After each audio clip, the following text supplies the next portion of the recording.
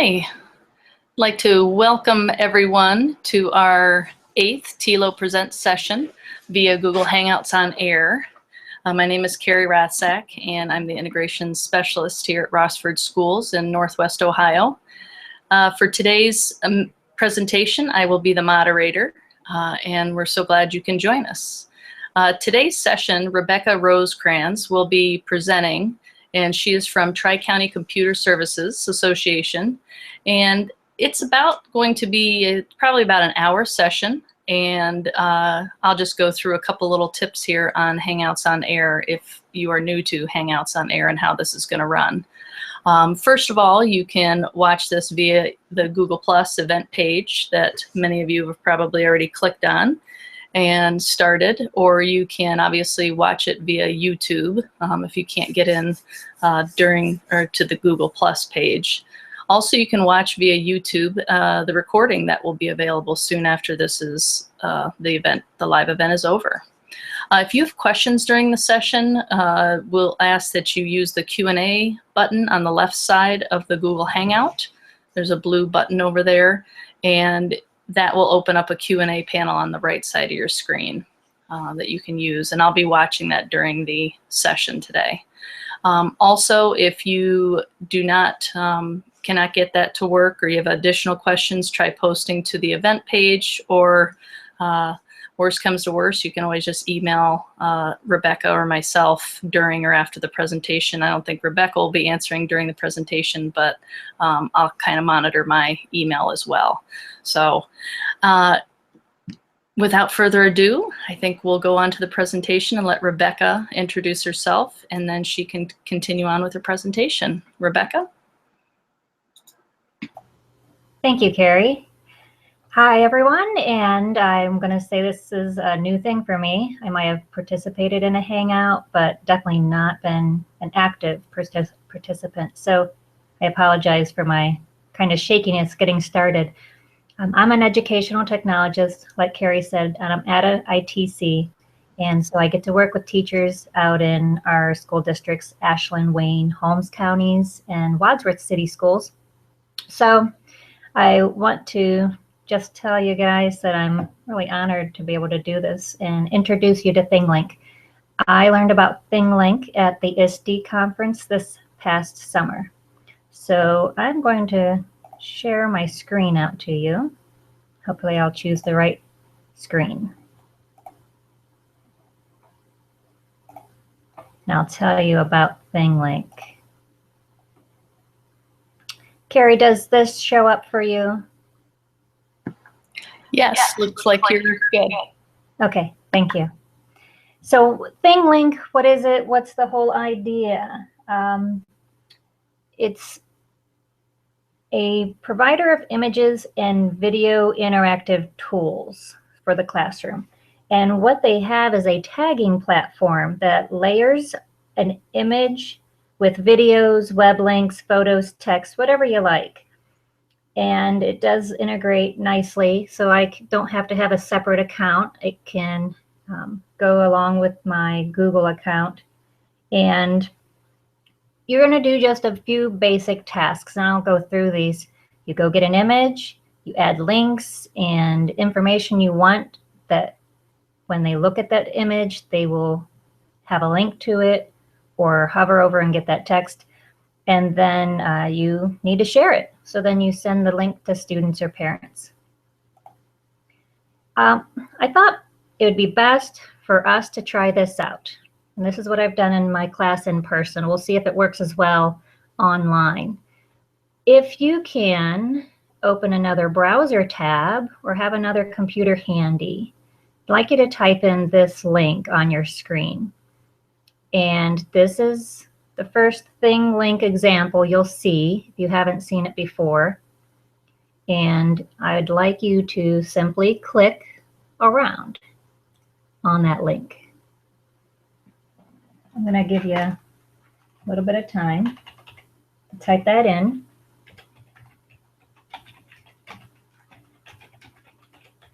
And for those of you who can't type it in, or you just were hoping to kind of sit back and relax, I'll show it here as well. Okay, so I'm leaving the link. This is an example. I see 3 circles in addition to a title and 3 images on this page. When I hover my mouse over top an image, I get to see more information. So I'd like you to, I'm not going to give you that information. Everybody can see it on their screen now. So I'll give you a moment to read, then I'll move over to the next circle.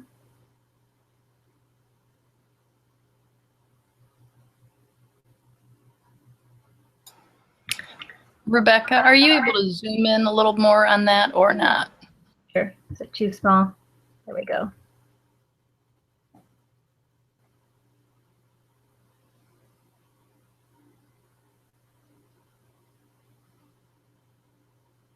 Now moving to the third one.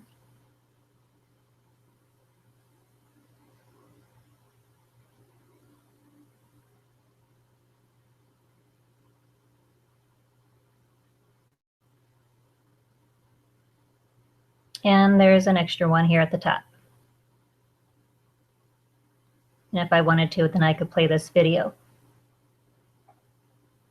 So hopefully you've got a chance to look at each one of those. And what I'm going to do is come back to this presentation. And I want to give you more information. So we're learning about the Atlantic forest. This is our sample lesson.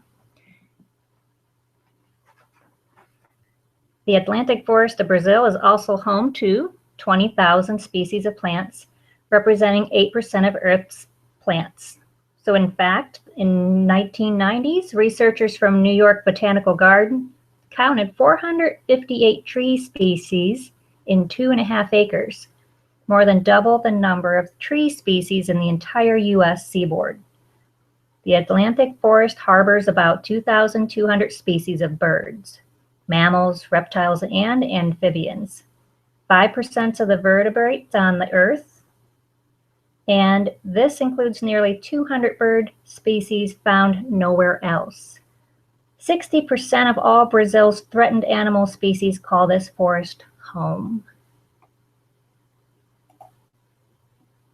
So, thought maybe we could use the Q&A block, and hopefully Carrie can tell me how that looks. And maybe she can read off what you type. If you can find that Q&A block and type anything that you recall. It could be from the ThingLink example, or it could be from the second slide where I read to you. Anything you can recall. We'll maybe give a minute for this.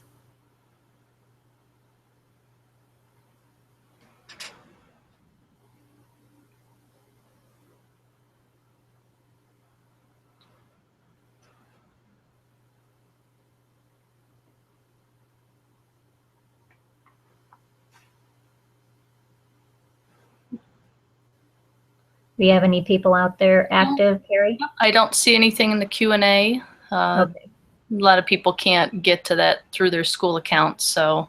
Oh, I'm sorry. Not able to get in there right now. So. Okay. Well, that's all right.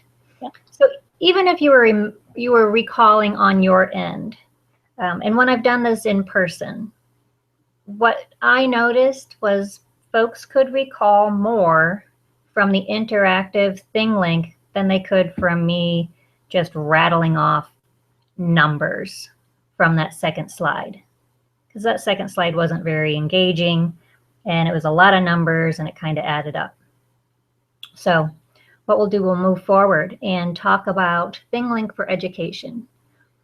So we can get an account, and even though it says ThingLink for education, we're going to still have some limits to tag, clip art, but what the education account gives us is also access to 1 class and 100 students. So this is just a screenshot. I'll go to the ThingLink site here in a moment. And so this is where we see the Edu Basic is free. We could try it and we would have that 1 class. And the price there was listed on that last page. It wasn't too bad. They do have an Educator discounted license. So what I'm going to do is sign up and actually go through, log in with Google, but you don't have to. You can sign up completely separate from Google if you don't use that account, and you can designate that you're a teacher and set up an account from scratch. If you do use your Google account, it will ask you to approve, just like any app extension or add-on kind of asks you. So what I'm going to do is leave this full screen on this presentation and head off to another window. And that way I can show you how you would get started. The web link, ThingLink.com. At the top, I'm choosing pricing and education. And I would pick EduBasic free. So I can click start. And here's where I make that choice. Do I go Google? Do I just make this from scratch?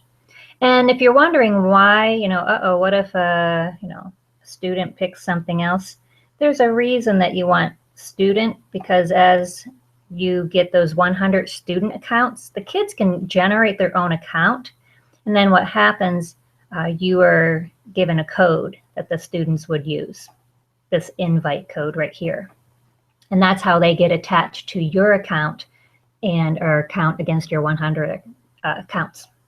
So I'm doing the login with Google.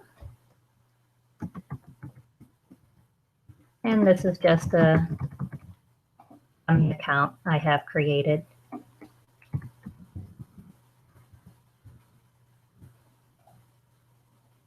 And here I am going through those steps that you saw in my presentation, and I'll allow it.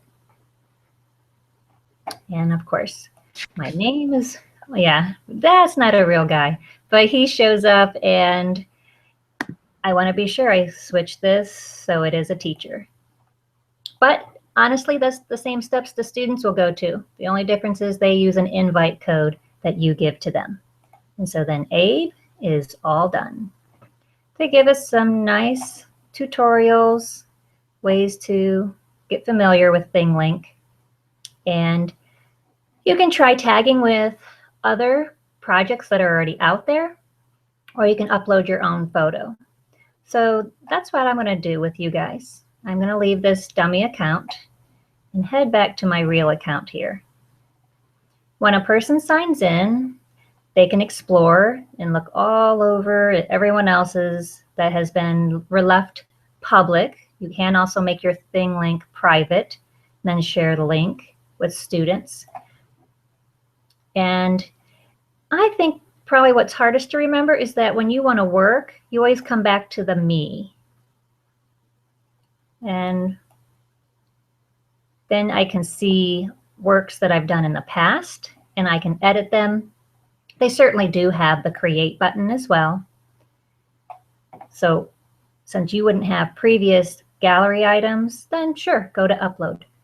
So the idea is we need to choose an image, or we could drag and drop one here.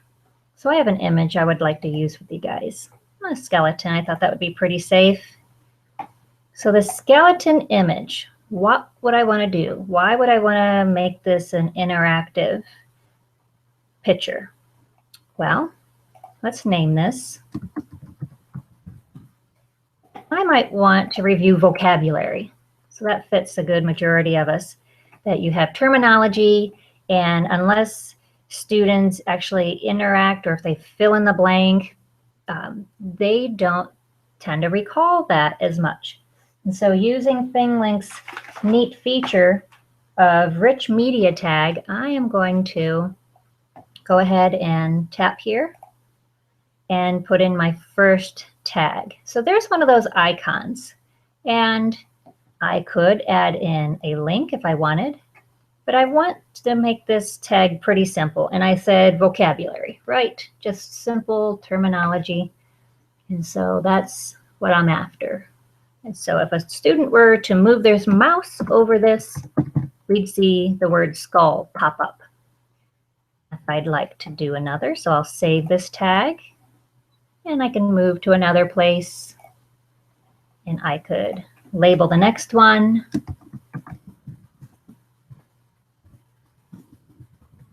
And as you saw with my Atlantic forest example, I had a picture also added.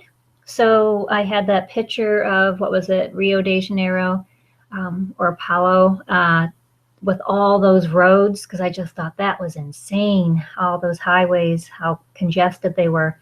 So if I wanted, I could add, in addition to my text, an image as well. So let me just put a few more in here so you can see the action. I click, it creates the circle, and I type my label. I don't like that they're all the same color. I can change the icon. With our free teacher account, we get 5 different color circles. We get 5 labels, A through E, and that's it. So if we upgrade it to that $35 business, that's where you get logo, icons that are look like a play button, look like video, look like a house, or we see kind of blurry there, the Twitter logo. So it's a little more robust, but I do have a way to get around that, and I'll discuss that here a little later. So I could at least change the color. So maybe I wanted to group my vocabulary. The blues were the primary vocabs, my reds were my secondary, things that I thought weren't as important. And everything down below here is all part of that premium. So that's why I'm really going through this pretty quickly, because it's simple what you do to make this interactive. Now, if I don't like the positioning, especially of this ball joint or the size, well, dear, that's probably a little too small, huh? So I can change the size of it, or at least the size of the window displaying the shape. And then I would like to move you over off of the image. So I'm not going to challenge that too much more. At the bottom, I do have save tag each time I make a tag or make a change to it. I have save image at the bottom right. And then when I'm ready to share this with anyone, then I can use the share tag. The little logo here or icon, and how do I want to send it out? In most cases, you can just simply link and paste that. Maybe it's in a message, maybe it's in Google Classroom. Those could be your options. Maybe you have a Google site. So you can allow students to review for work, and maybe it's a handout, it's a document, and they sometimes have trouble with understanding what you're asking, so you could put in text that would help them. You could put in a link to a video, which I'll show next, or have a link to an image that maybe has the math problem worked out for them already.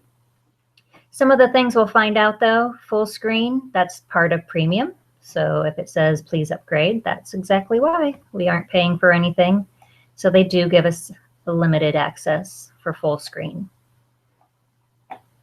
You can, they call it touching, and collect images that you like. So as you're exploring, if you find another example that you think you'd like to use their image and it's open to be used, or student work and you want to give them feedback, you can click that touch and then gives a signal sending the student, I guess, a warm fuzzy that they've been touched. So let me show you another example. I'll go to me. That's where I go back to my gallery of images. And here's one for a totally different subject.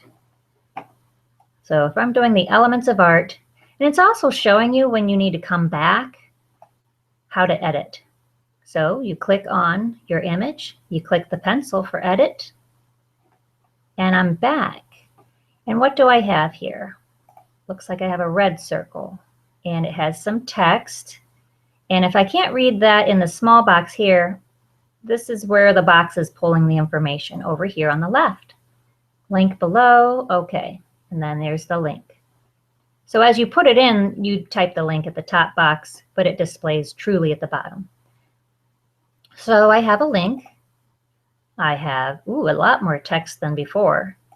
Some more vocabulary. Now this is different. So this time I have a video already in there. And if you look over to the left, the only thing really different is the idea that instead of linking a static link, you're linking a YouTube link. And I can play that YouTube link right on my document.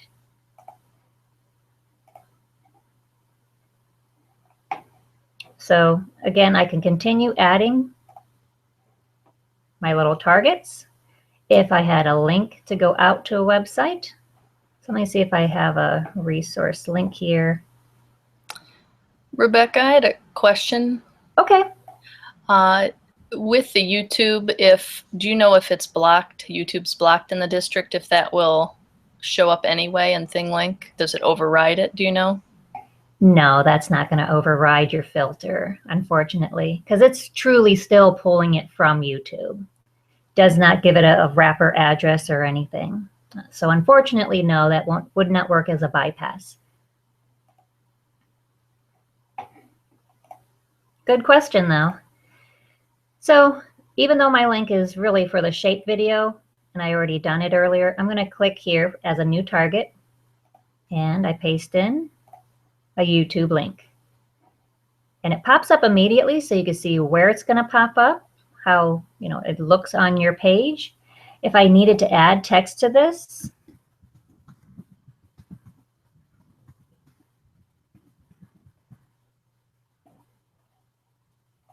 so text can accompany any image or any video. So I could have an artwork displayed here that's an example of form, or this video, in this case, that's really truly example of shape. So sorry for the mixed example here. We'll just move you over here. Apparently they don't like being moved very much. There we go. And I'll delete that original one. So save one and delete the other. So if you need to delete, look at the lower left corner. This red box is how you would delete a tag as well. So far, images, videos, and the text you type, they are all rich media tags, meaning they're going to stay and keep you on the page. When I clicked, and if I have to go to a link that's outside, like this PDF, then those will shoot me out of the image. So if you have younger students, it's nice that they stay on one page. They don't get lost when other pages pop up. But I did want to share with you that a PDF is still going to launch them out. So let me show you that. And now I see a new tab has popped up. So that's the one exception to these others. Does anyone have a question about ThingLink yet? Or about the image that I'm using? Or because I already had that there. And the skeleton image I just uploaded from my desktop.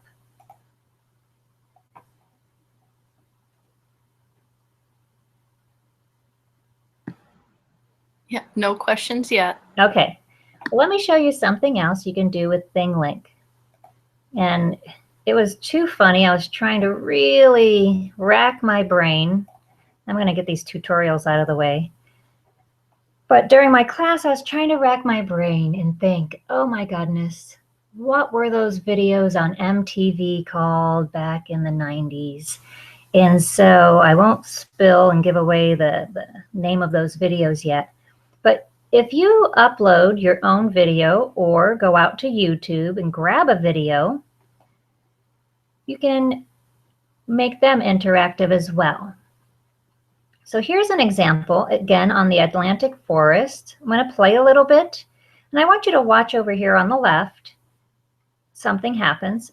I'll fast forward through the video because we don't have time to watch the whole thing, and you're going to see another pop up near the end. The Amazon rainforest is world famous, but this is not the Amazon. This is a different rainforest in Brazil that is little known internationally. So if a student were to grab that little pop-up, it has a title, it has instructions on what they should do, and they can click back to the video. But just as rich in biodiversity and even more threatened for destruction. It's the Atlantic forest, or Mata Atlantica as it's called in Portuguese. I'm going to pause this video so you can see.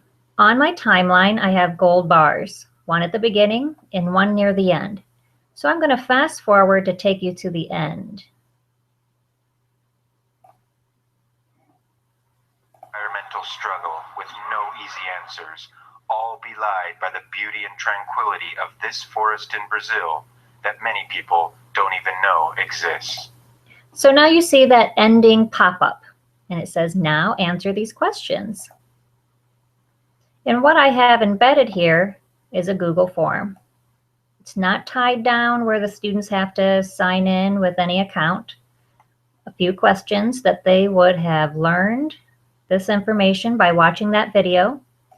And then I'm just typing random numbers because I don't remember my answers. And then a student could submit. And of course, I should have included a student name for this one. But back to video. And they could always catch those. Those pop-ups go away after a certain amount of time. And you have control over their timing. Gabriel Elizondo, Al Jazeera, Agua Fria, Brazil. And then the students could restart the video as well. Rainforest is Now, earlier, I was looking for it for today, but earlier I could navigate and click through every little tag that I put on my video, and today I'm not finding it. But certainly some kids are going to just sit back and they're going to miss the pop-up and they're not going to actively click, or just maybe somebody distracted them and they missed it. So yeah, I don't want to poke around too much here looking for that, but there is a way that they are all listed. And what I do like, whenever you have video, we are able to go full screen on video, so that's good news. And then sharing this video, you would send this out through a direct link or embed it on a website or another source you have online.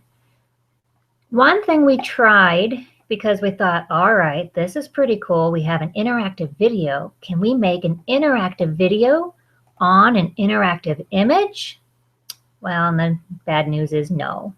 So if you make one of these using a YouTube video or a video that you've uploaded on your own and were to put it on another ThingLink, and I believe I did that here, and this is the sample. I showed you this early at the beginning, and then I had this video. We noticed that the little pop-ups were removed. So it does not build. It would strip out anything, if in case you were curious about that. And I don't know if it came to anybody yet, that MTV reference. They called it pop-up video. And they're still out there, so you can check those out. But that's kind of what you're creating here, is a pop-up video that while the students are passively watching, it activates these little tags that appear. So how about if I go look at a video and how you would do that? So again, the video. They actually go from Brightcove, YouTube, and Facebook. So if you know a link already, you can go and get that video and upload it. We can upload from our hard drive. We can import. And this is for the photos section here as well. Well, I already have videos ready. So let me choose the one I started working on a little bit while I was waiting for everybody to connect. So videos, here's one I grabbed from another friend's YouTube channel, so I just pasted their link in here. We get to see the video. And because I'm returning, I get the little pencil icon, just like with a still image, so I can edit. Now, I have one tag already. And when I click on that tag, it tells me what text I typed in. Maybe I had a link to send me off to another resource. And then the pop-up can have a title. And I could even have a description.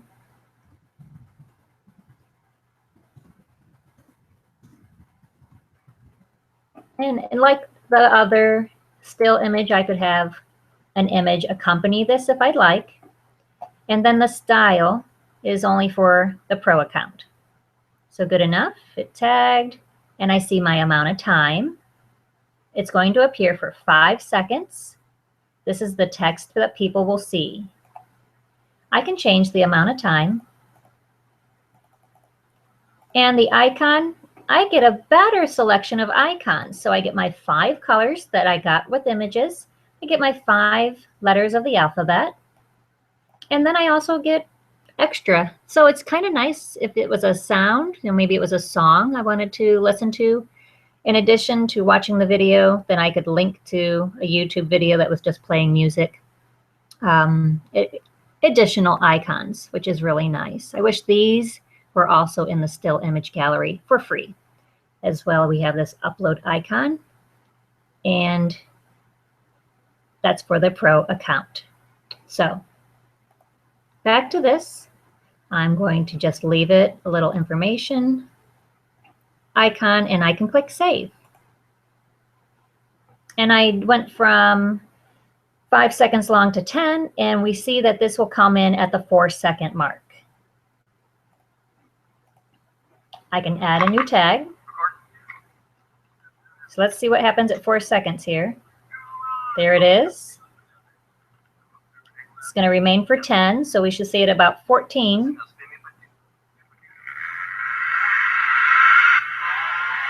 Okay, it went away on its own. Now keep in mind this is an ad popping up because this is someone else's YouTube video, so they might have ads allowed. Maybe they're doing monetary, so that's why that commercial popped up. That's not from ThingLink at all. There's that little gold bar showing where my first tag is, and I can move forward anywhere in the video and add a new tag. Again, I could head out to a link,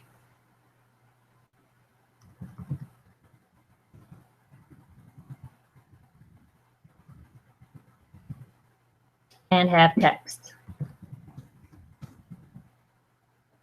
How long will it appear? What does it look like? And that's all I will have with this one. And save. Second tag comes in at 1 minute and 45 seconds. So if I'm done with that, I can save and exit.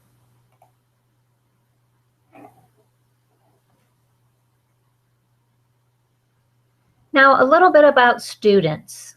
We have an image, we have a video, and I could get students to come see these by just giving them the links using the share features. I could also have students participate and have their own ThingLink accounts. Remember, we get 100 accounts for free. And if I'm looking at my list of my other fun made-up names, I see that I've already used 7. And if I want to add students, I can click on this word, groups. And let me kind of back up. I first click students. Now I'm clicking groups. And automatically, your one class, everybody gets this group students of with your own name. So if I click the gear off to the right, that lets me manage this group. And this is where you get your code.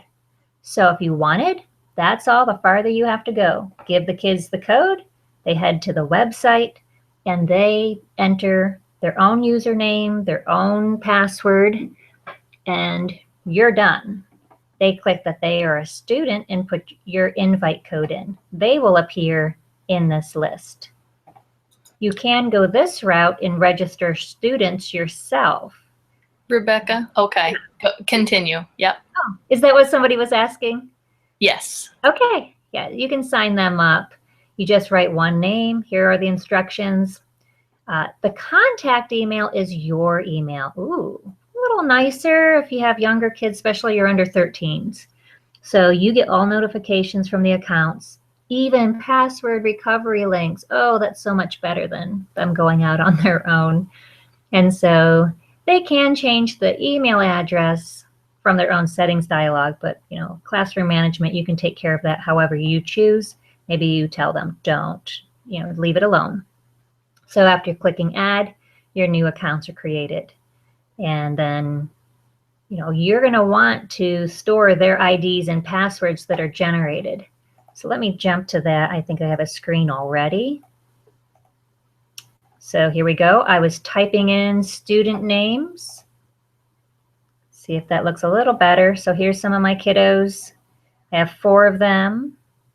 I want to follow these students. So that's also, it has a social media element to it, like that little heart that I clicked on earlier for touching. I could follow these students so that way if they have assignments, if I are going to make their own ThingLinks, then I'm automatically following them and I can find their creations very easily. Now this is that one-time sheet and I added these students. They're not going to show you these passwords again. So it's a good idea to hit print this page. And that way you can give the kids the login password, the name, and it's all taken care of for you. I don't love these passwords, that's for sure, but that is a difference than them going out making it totally on their own. So you have 100 accounts to do that with.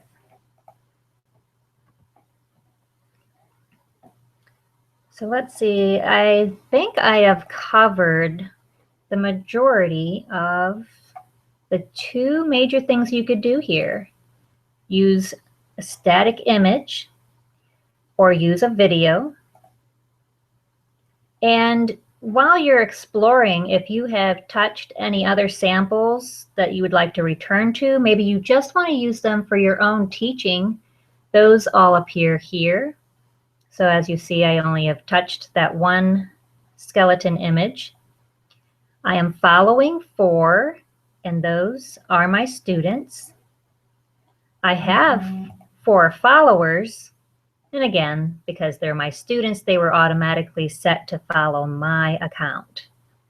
And the channels part is the way that I can set this up. Students of, this is my one channel. So when I have a creation and I want every student to see it, then I can check that and it sends it out on my student channel.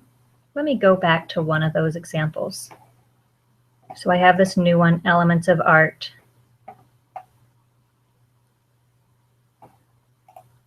And here's my post. I talked about edit, touch, share, and full screen, but I did not talk about post. So post, here are 2 channels that I had actually made up. Students of Rebecca, oh, that's what I want. I want my 4 kids to get this, or I could go ahead and make a new channel. So if I wanted to separate these by units, or that way students can find these in small collections better, I can do this post to channel. And that would be taken care of. Now, if a person had a premium account, and I know that in my handout that I included with this presentation, these examples here, these were created by a gal listed here, the Susan Oxnevad, and I saw her at the conference. She was at a table and she was presenting this product. So she had made this substitute teacher toolkit. I thought that was pretty clever. And what's nice, it's a simple start. These are my notes really to self and for you guys too. A simple start, it's a single image, and it's good use for everybody. Now, some of these others are a book format. We'll see that some have better icons, and that's because, of course, she's using the premium. We don't get this option to have a book format. So if you're looking for that, I don't want my examples I linked to be confusing. You're like, well, hey, how do I make a second image, a second page? So those are some of those premium features. We're just gonna, look at one video or look at one image. But her examples are really nice, and I liked and learned a lot of what I know out of this rainforest example of her. hers because she has this quick tip tutorials at the end. So if you were going to look at any of these, I'd head for that rainforest example. Okay, Joy had a question. I'm sorry, Rebecca. Okay. If the students use Google to sign in to ThingLink, is it best to have them enter the code instead of adding them yourself? I can't say what's best because, you know, are you dealing on, depends on the age level. Like I said, I like it for the under 13s because then they don't have any personal information they're giving up. And, you know, I like the idea of having the password reset, control over that. So that typing their names in isn't too daunting and it generates the password. But I didn't like the password it generated. So it depends on the students. Sorry for the wishy-washy answer. Hope that answered it somewhat, though.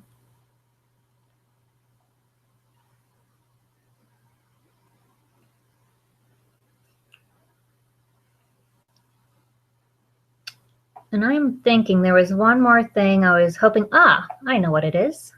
As long as it's okay to continue. Is that all right, Carrie? Yes, great. Okay. Now, this is my way of getting around the idea that we have those 5 limited color circles and the 5 letters, A, B, C, D, E. And what you can do, it could be a PowerPoint, it could be a Google slide, it doesn't matter. It could be Photoshop. But the concept is this: you make yourself a collage. And my example actually had done that. I had, let's see, I'll show you that one, where this image of the Atlantic forest was just a pretty background image and of the coast. And then we see a map, we see Texas, and we see a city scene. Now, I used those on top of this image to add, and you can also have numbers. So if I had 1, 2, 3, then that would help guide the students to take things in order, because that's something you can't predict. A student might be more attracted to this one, while maybe more linear students are going to be attracted to this and go in order from left to right. So keep that in mind. They can really roam and explore your ThingLink in any order. But if you do something like a collage, and I type in numbers, then this might guide them to take these in a certain order. And that's only if I wanted to control the order of when they click. So you already saw me using this one. I have a couple 3s, don't I? Thought my numbering was off. And now I'm just enhancing it. Oh, goodness. So if I asked them, or if I had an extra little ThingLink prompt, I'd say start here, or I could even type text that says start with number 1. So now I've added numbers, I have pictures, and if it's in PowerPoint or Google Slides, because ThingLink acknowledges images, I need to convert this as an image. And so now it's downloading to my computer, elements with pictures, and it's probably number 2 since I already did this once. I'd head off to ThingLink. I'm going to add a new image from my computer. Here it is because it's the second time I've done it. And now I have those numbers. So I can get around pretty easy, in my opinion, the idea that I only have those 5 circles, or I have 5 letters to choose from. So I don't need A, B, C, D, E. I have 1 through 7. And I could have that number as great as I want based on the image that I put up. So if you're starting from a PDF, save that as an image, slap on the labels or numbers that you want.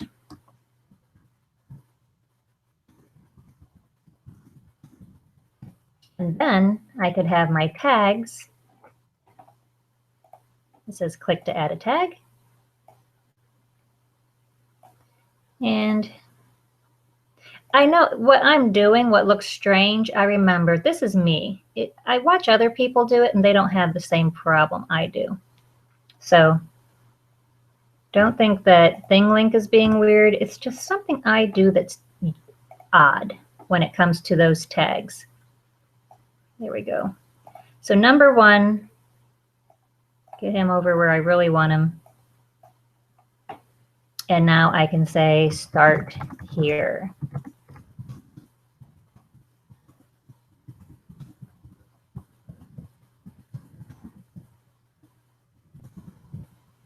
And save my tag.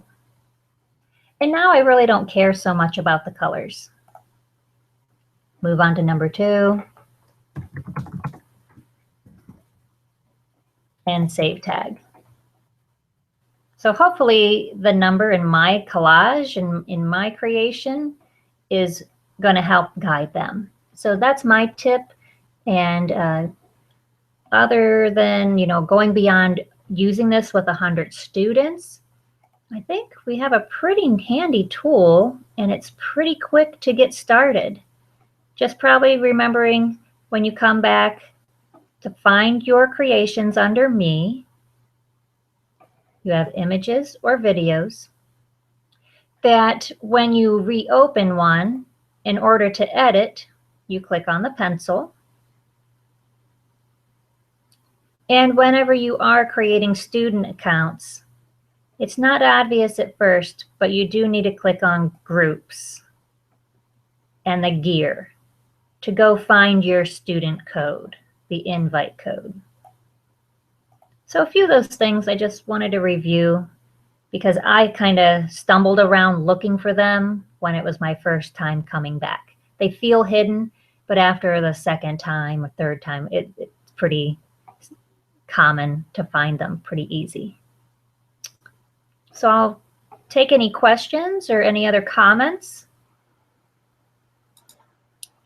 Okay, we got one here from Kathy from earlier, and she was just wondering, do you think these would be good for making tutorials? What kind of tutorials, I suppose, is Kathy referring to? I am not sure. If she's still around, maybe she could help.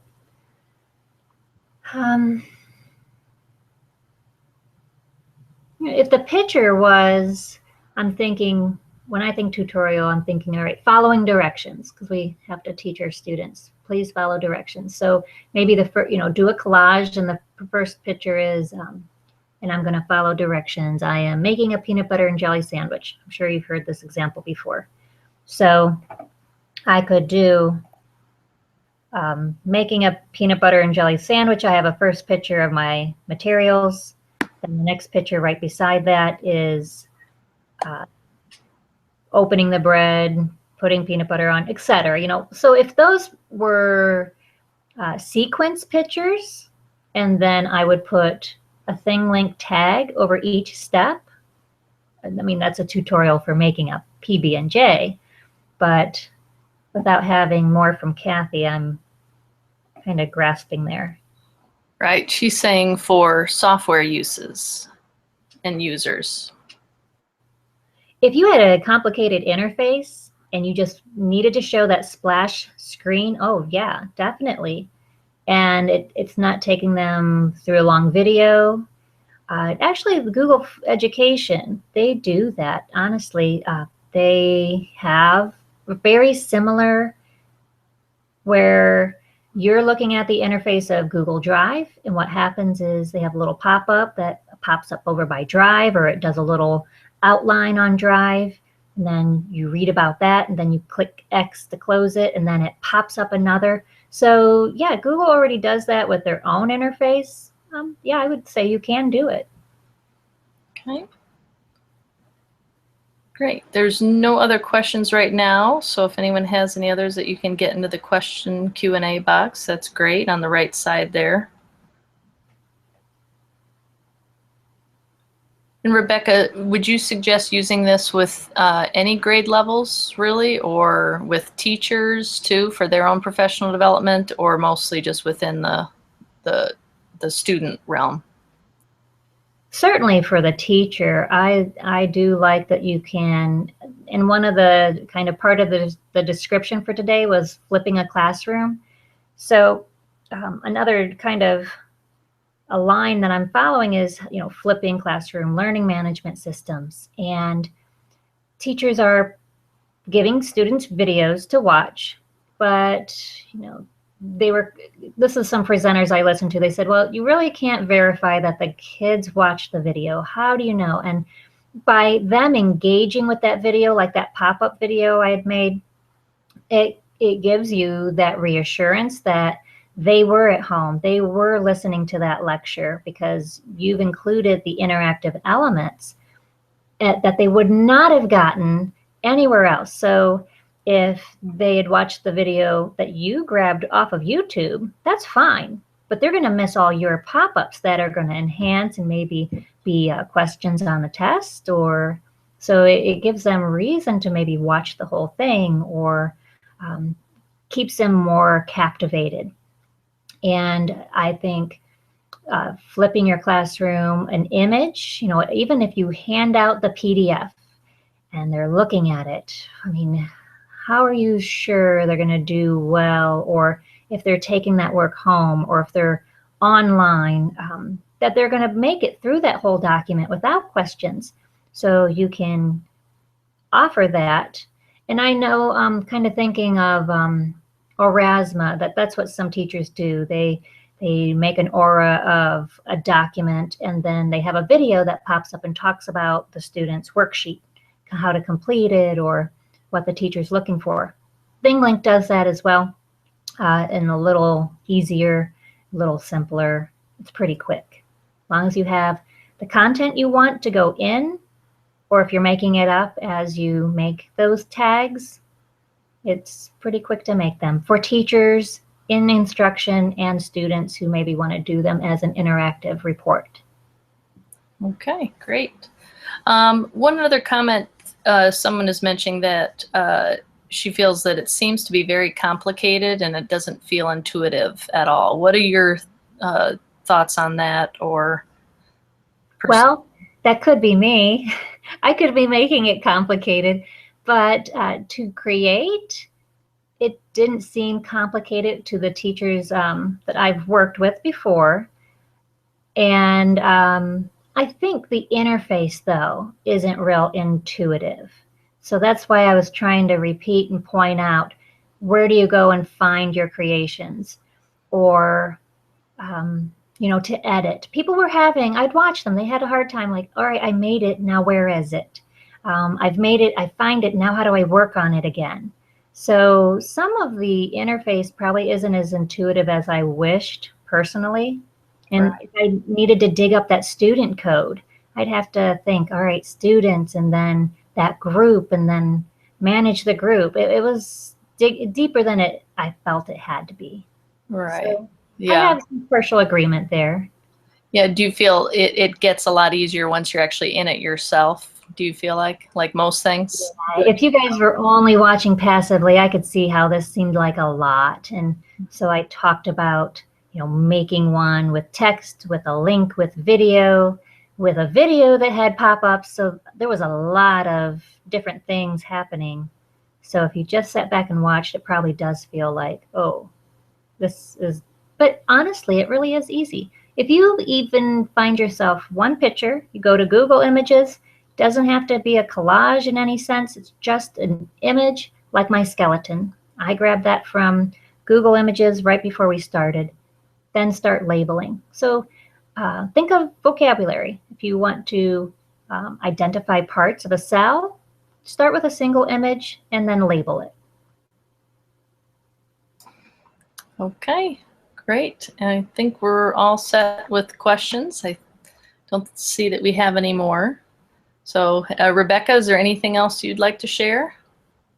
No, only that I appreciate the chance to do this. I hope some folks get to learn about it and enjoy it. It's really a fun tool to use. Okay.